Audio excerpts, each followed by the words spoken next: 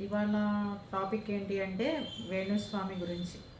వేణుస్వామి జాతకాలు అతని గురించి పట్టించుకోవాల్సిన అవసరం మనకైతే లేదు. కానీ అతను చెప్పే జాతకాలని అందరి మీద ఎంత ఇదిగా ప్రభావం చూపిస్తాయి అన్నది మన వీడియోలో చాలామంది కామెంట్లు పెట్టడంలో తెలిసింది. ముఖ్యంగా చెప్పేది ఏంటి అంటే తొలేకాదశి శుభాకాంక్షలు చెప్తూ కన్యరాశి, మేషరాశి, ఇంకెందుకు ఆ రాసుల గురించి చెప్పడం. ఆ రాసులు 100కి 100% నష్టపోయే విధంగా ఉన్నాయి ఆ రాసులు. 100కి 100% ఆ రాసులు 3.5 సంవత్సరాలు ఇబ్బంది పడతాయి. 90% ఇబ్బంది పడే రాసులు అని చెప్పి కొన్ని రాసుల పేర్లు చెప్పాడు ఆయన. ఎన్నోసార్లు చెప్పాం.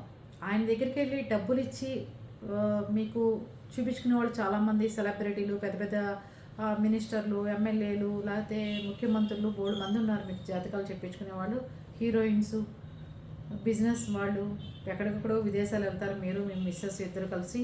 అలాంటి వాళ్ళకి చెప్పండి జాతకాలు. సామాన్యులను వదిలిపెట్టేయండి. ఏదో ఈ సంవత్సరం బాగుంది కదా అని జనాలు ఒకళ్ళు వచ్చి చెప్తే అమ్మయ్య బాగుంది ప్రశాంతత. నెగటివ్ని తీసుకోలేకపోతున్నారు ప్రజలు. మీరు కావాలని అసలు మీరు బాగుంది బలన రాశి అని చెప్పిన రాశి ఒక్కటి లేదు. బాగోని రాశి అని చెప్పాల్సిన అవసరం ఏంటి? అరే నాయన ఈ రాశులు బాగున్నారా, మీరు ఎంజాయ్ చేయండిరా, మీరు బాగుండండిరా అని మీ జన్మలో ఎప్పుడైనా మీరు చెప్పిన సందర్భం ఉందా? ఒక్క రాశి గురించి కూడా చెప్పరు.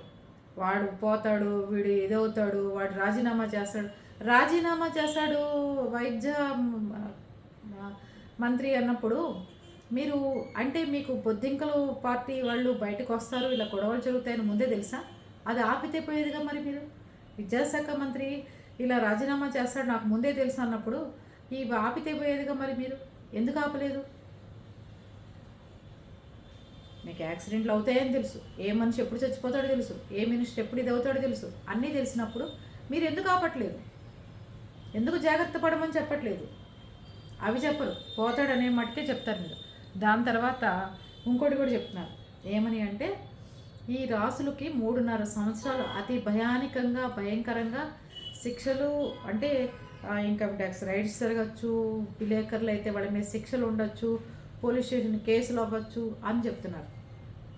ఇంకోటి చెప్తున్నాను, ఎప్పుడైనా మీ కూతురిది, మీది, మీ ఆవిడ జాతకం చెప్పండి. మీరు ఎప్పుడు పోతారో, ఎప్పుడు మీకు నా శని పట్టుకుంటుందో, ఎన్ని సంవత్సరాలు మిమ్మల్ని పట్టుకుని ఏడిపిస్తుందో, ఎప్పుడు బాధలు పడతారో, ఎప్పుడు మీరు ఇదవుతారో చెప్పండి. మీరు కూడా ఇది నా జాతకం, నా పెళ్ళం జాతకం, నా కూతురు జాతకం అని తక్కిన వాళ్ళ నక్షత్రాల పేర్లు చెప్పి ఎందుకు ఆ జాతకం చెప్పడం? చాలామంది అమ్మయ్య మేడం బాగుంది అనుకున్నాం మేడం ఈ సంవత్సరం, మళ్ళీ మొదటికి వచ్చి చెప్తున్నాడంటే అది అతను తీసుకోలేకపోతున్నారు. తీసుకునే జనం జాతకాల వల్ల ఏవి జరగవన్న విషయం అందరికీ తెలుసు. మన మనస్తత్వాన్ని బట్టి, మన సంకల్పాన్ని బట్టి, మన బుద్ధులను బట్టి మన జాతకం ఉంటుందంట. నేనైతే ఈ జాతకాలను బట్టి ఉండదు. ఏ గడియల్లో అయితే మనం పుట్టామో అప్పుడే మన జాతకం ఎలా ఉండాలో అది చార్ట్ ప్రకారం వెళ్ళిపోతూ ఉంటుంది. మధ్యలో వచ్చి ఇలా నాన్ వెజ్ తిని మందు కొడతాను అని యాంకర్ల దగ్గరే చెప్పుకునే ఈ బ్రాహ్మడు అని చెప్పుకుంటున్న ఈ వేణుస్వామి చెప్పడం వల్ల అక్కడేమి జాతకాలు ఏమి ఇచ్చే ఇది అవైపోవు. అర్థమవుతుందా? అది నువ్వు తాగితే తాగు, తింటే తిను. దానికోసం యాంకర్ వచ్చి నిన్ను వీడియోలు పెట్టమంటే నేను ఫామ్ హౌస్ బాగుంది అని యాంకర్ అడుగుతుంటే బాగుంటుంది, ఇక్కడ నేను మంచాలు వేసుకుంటాను, కూర్చుంటాను అని చెప్పావు, బాగుంది. ఇక్కడ నేను మంచాలు వేసుకుంటాను, సెటప్ పెట్టుకుంటాను, మందు కొడతాను, చికెన్ తింటాను, అంతా బాగుంటుంది అని చెప్తున్నావు నువ్వు. ఇంకా నేనేం చెప్పాలి? నిన్ను చూసి ఏం నేర్చుకోవాలి ప్రజలు?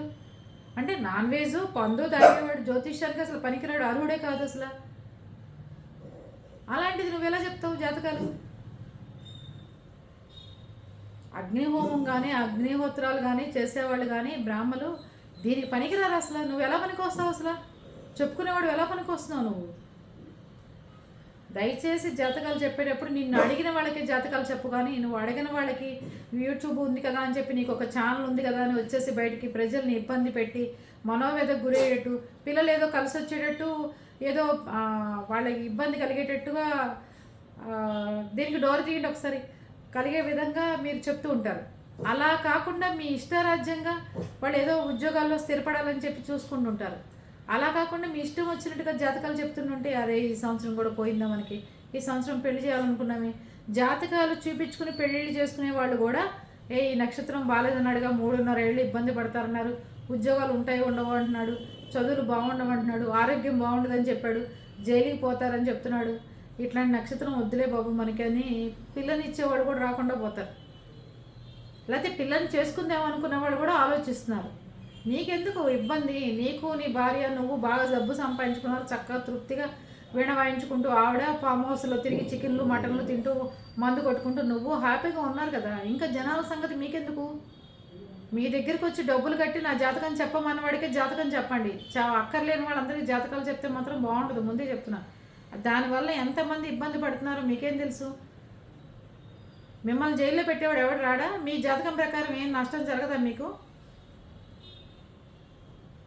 మీ ఆవిడ జాతకానికి ఏమి యాక్సిడెంట్లు జరగవా? ఆవిడ ఫ్లైట్ ఎక్కిపోతుంది, బస్సు ఎక్కిపోతుంది కదా. తక్కిన నక్షత్రాలకు 100% యాక్సిడెంట్లు అవుతాయని చెప్తాడు. మరి నీకు నీ పెళ్ళానికి నీ కూతురికి యాక్సిడెంట్లు అవ్వా? అది కూడా చెప్పు బహిరంగంగా, సరిపోతుంది.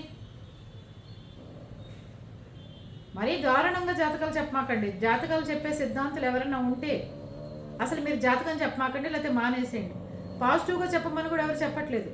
జాతకాలు అడిగితేనే చెప్పండి తప్ప మీ ఇష్టారాజ్యంగా ఇంత నెగిటివ్ ప్రచారం చేయాల్సిన అవసరం లేదు. ఈ నెలలో ఇది కలిసి వస్తుంది, ఈ నెలలో ఇది కలిసి వస్తుంది అంతవరకు చెప్పి నోరు మూసుకుని వెళ్ళిపోండి పక్కకి. అంతేగాని మీ ఇష్టారాజ్యంగా మాత్రం చేయమాకండి. అర్థమవుతుందా?